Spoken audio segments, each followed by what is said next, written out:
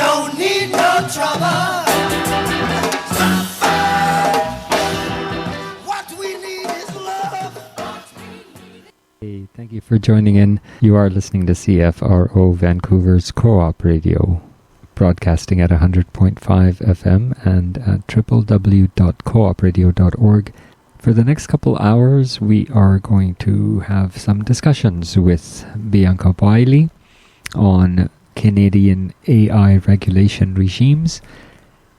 We're also going to be speaking with Fauzia Rafiq from the Surrey Muse Society about Surrey's petition for a poet laureate. And before that, we will be speaking with Mohammad Hosseini, who is writing an article, or has written an article, that discusses why AI regulation is a joke if it is left up to the corporations. So stay tuned for all of that. We will be setting it up and coming right back.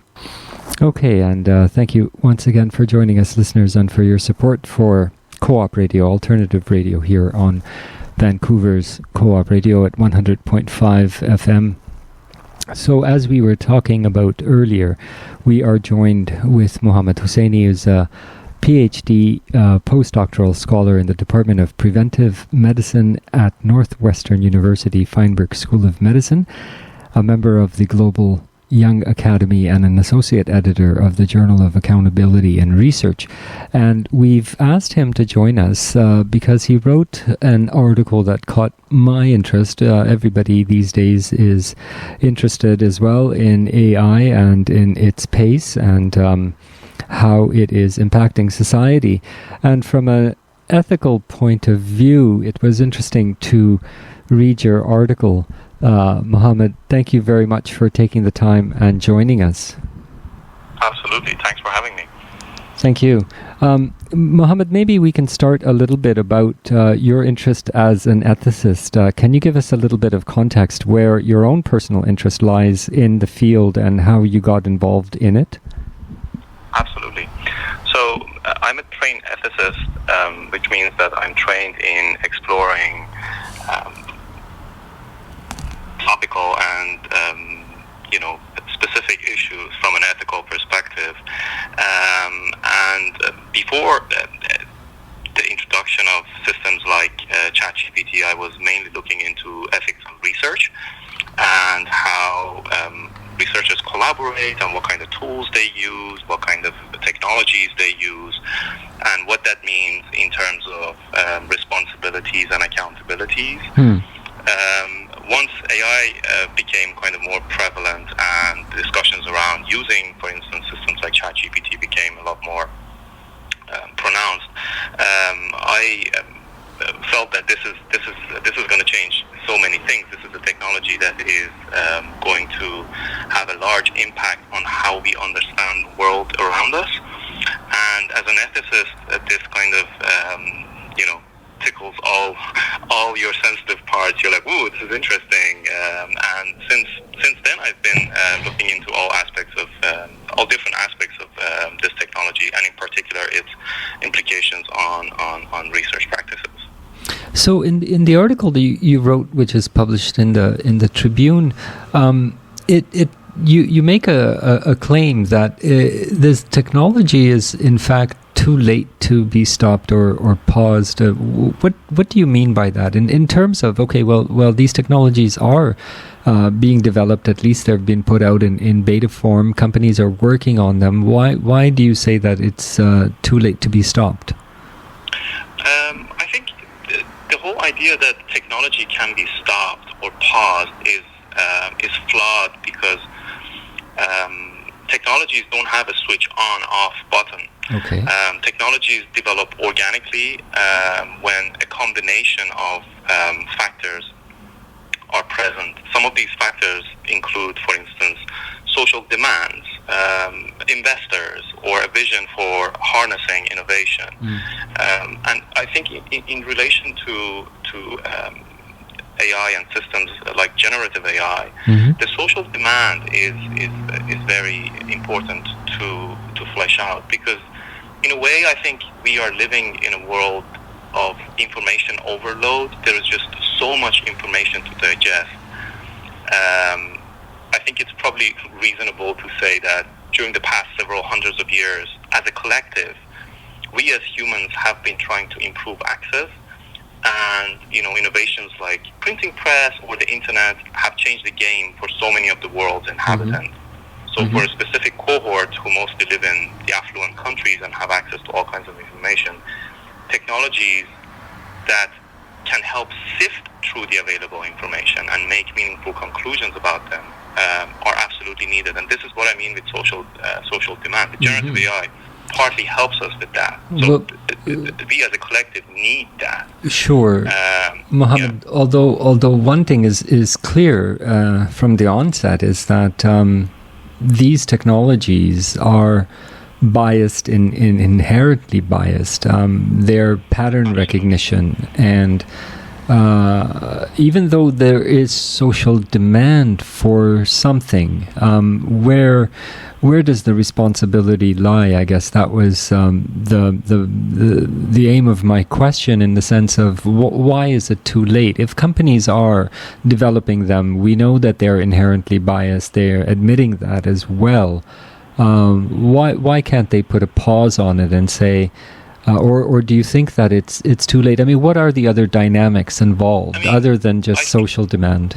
Yeah. I think pausing is dangerous because you cannot just pause a technology that is being developed all across the world. There is no one place where this, it's not a car factory that is being, that is running in that specific city. This is being developed by so many agents, and pausing it or making it illegal or immoral inherently would deter transparent disclosure, and would deter, would send development behind closed doors. Okay. So no one would openly talk about it, and that is much more dangerous. Yes. And again, as I said, we need these technologies, but we need a sort of responsible version of them. Right. And in order to get to that responsible version, what we need is small-scale experiments.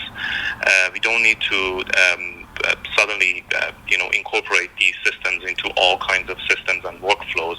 We need to start small-scale to see how humans interact with them, and how our legal and ethical frameworks respond to them. Okay. Right. Okay. That makes sense. Another thing that you bring up in the article is around the trust issue, how consumers feel that technologies are trustworthy, and yet we know that they're not. What are the inherent issues around working with something like this then? Yeah, I think one analogy I'm really excited about, and I'm really happy to use it over and over again because I think it is very helpful, is that technology should not be seen as a friend or a foe. Technology should be seen as probably the perfect analogy for describing technology is as a stranger. We need to treat technology as a stranger, and always treat it with a lot of caution, and treat it like we don't know this, because it can always do things that are unexpected, or things that might abuse our trust. Specifically in relation to AI, I think we need to really warn the society about the risks and trade-offs. These are systems that are developed by high-tech giants that, let's be honest, I don't think that we have seen a lot of good things from them. And because they have all the financial and legal resources that it takes to bend the rules, whenever it is to their benefit, they will do that. So because these systems are developed mostly by for-profit companies, we have to be very careful, and we have to just treat them very cautiously. Right, definitely, and also there's an international component to this as well. That there are governments that are also involved in this, and I can see your point earlier about the pause not really being a practical solution. So give us a context around how this can be managed in a globally responsible way, if at all? I think what we are seeing at the moment, the trend we are seeing is that more and more governments are publishing statements about AI and how the risks should be mitigated. In July, for instance, the White House published a statement, and in that statement, they said that AI development should happen in the context of based on basically three major principles of safety, security, and trust. And within that context, they named a couple of ally countries that the White House said they are working with. But what kind of surprised me was that even though this is great, this is a great initiative, it's a great example of taking initiative and being proactive. It kind of creates an us and them, because there are some countries that are included and there are some countries that are not included. And this was also something that we saw, for instance, in the congressional hearing that happened earlier in May, I think, where Sam Altman, the CEO of OpenAI, was invited to speak with members of the Congress. There too, there was this talk of, what if our adversaries get their hands on this kind of technology? And I think this view has never helped us as a collective. I think we need to start developing some red lines about what is allowed to do with this technology and what not. And I think in the past we have done that. There's examples wherein we came up with specific red lines, with chemical weapons, child abuse. There are some red lines that are codified and for the most part enforced through specific mechanisms, through, for instance, the United Nations. And I think that's the way to start. And let's talk about the overall sort of context in terms of what are some of the more interesting or surprising ways that you see this technology being brought forward? I think I'm kind of surprised to see that a lot of healthcare providers have been very quick to embrace this technology, and I understand the rationale. It probably helps them save a lot of costs, and it helps them streamline some painstakingly complicated and costly processes. But what has surprised me is that we are using these systems before they have earned our trust.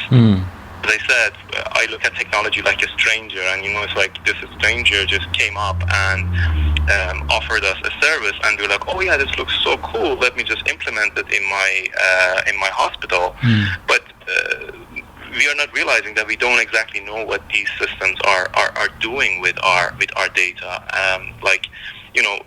I think it took us a while to realize that our web browser is collecting all kinds of information about us through cookies and stuff. And then it took a while before regulators took initiative to regulate that space. In relation to technologies like AI or generative AI, we still don't even know what kind of information they're collecting about us. And that is dangerous.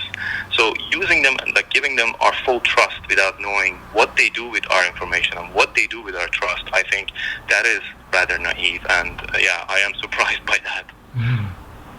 Mohammad, what are some of the silver linings, if we can call it that you see occurring now that we're at this critical juncture? I think the silver lining, one silver lining is that I think governments have realized that this is a technology, this is a sort of disruptive technology, and this is technology that needs a lot of attention, and they have realized that they need to educate the public about it. I think this is a technology that can help reduce some disparities, but it can also create more disparities. I think it is a technology that can make some developments, can quicken some developments and foster scientific advancement in the future once these models are more mature.